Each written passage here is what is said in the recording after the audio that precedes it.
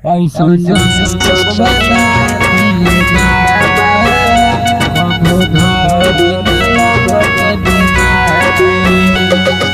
Music by Mantu Manish.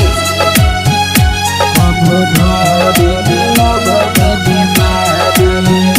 कौनो जंतर बना दिए बाबा, कबो धरी ना लगके बीमारी। कौनो जंतर बना दिए बाबा, कबो धरी ना लगके बीमारी।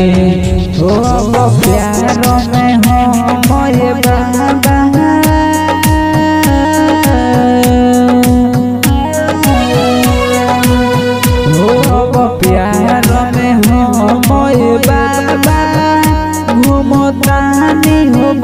के भिखारी। ऐसन जंतर बना दिए बाबा, कबो धरी ना लगके बीमारी।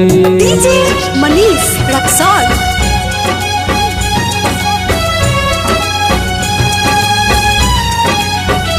ऐसन जंतर बना दिए बाबा, कबो धरी ना लगके बीमारी।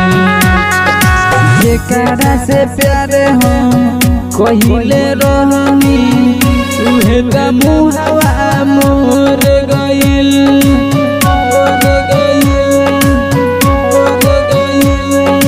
आके करीब बुझ के गरीब, दिलवा हमर तोर गइल। हो जबे ओइसे टूटत रहे दिलवा,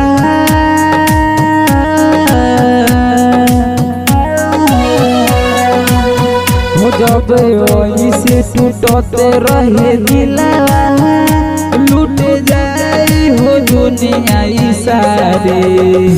ऐसन जंतर बना दिए बाबा, कबो धरी ना लगके बीमारी। कबो धरी ना लगके बीमारी। Music by Mantu Manish. कबो धरी ना लगके बीमारी।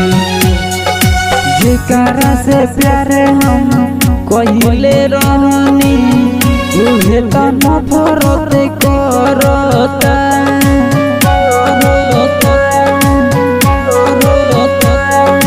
प्यार करे से पहिले हम यादे उके बाबा के पोरता।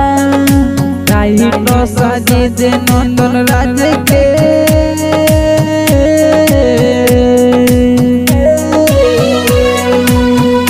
राइटर साजी दे प्रिंस पटेल के, जाने बहुत रोआवत बारी।